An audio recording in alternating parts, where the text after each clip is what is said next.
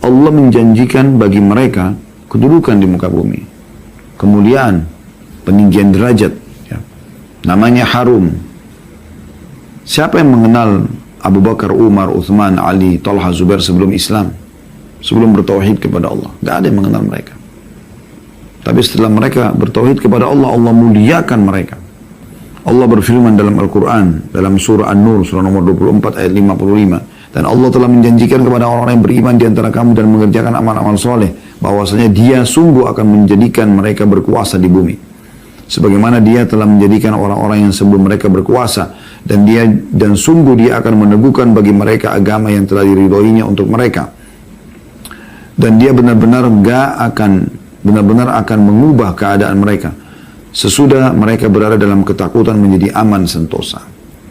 Mereka tetap beribadah kepada Allah dan dengan tidak mempersekutukan aku dengan sesuatu apapun. Tapi barang siapa yang tetap kafir sesudah janji ini, maka mereka adalah orang-orang yang fasik. Ya, bahwasanya Allah menjanjikan mereka akan diberikan kedudukan di muka bumi. Apakah itu kedudukan dia secara pribadi, Allah mudahkan dia punya pasangan hidup, punya harta yang mencukupi dia selalu merasa cukup. Atau Allah berikan lebih besar. Nah, sebagaimana Nabi SAW dan para sahabat diberikan kedudukan yang sangat tinggi sampai mereka menjadi raja-raja dunia, gitu kan?